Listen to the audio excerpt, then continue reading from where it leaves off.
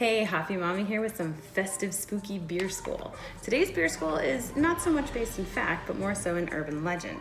Like many urban legends, there are some confirmed facts and a lot of possibly true theories. So, what is fact and what is fiction when it comes to witches? There are many theories for why so many women, and a few men, were accused of witchcraft.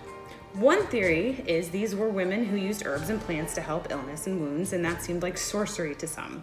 Another was the side effects of a hallucinogenic fungus sometimes found on wheat.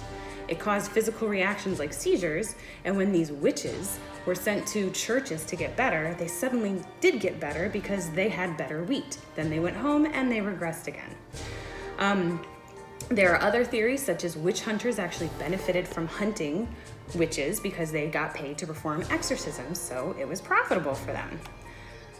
These are all theories there are also theories of post-traumatic stress from violent encounters with Native Americans and frustrations with cold temperatures causing crop failures, and then they all got mad and just started accusing each other of evil things. No one actually knows, but my favorite witch theory involves beer. What could be a better urban legend than witches being brewers? We all know the stereotypical depiction of a witch. She has a cauldron for brewing. She has cats around. Cats keep mice away and mice eat grain. You need grain to brew beer. She has a broom. The broom would be displayed outside when the beer was ready to let potential customers know.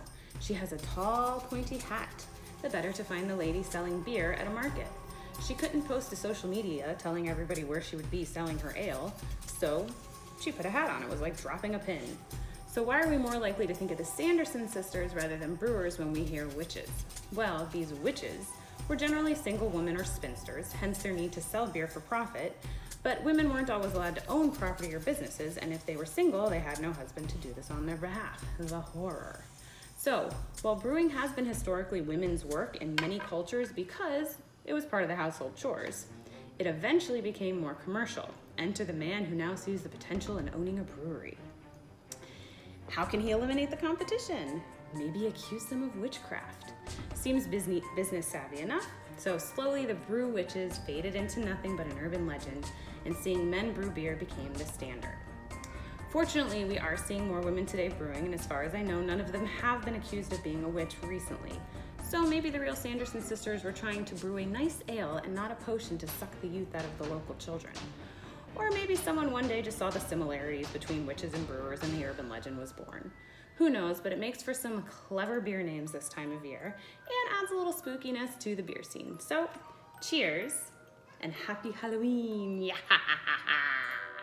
This has been a Hops News production. You can find Hops News on all your favorite podcasts and social media platforms at Hops News.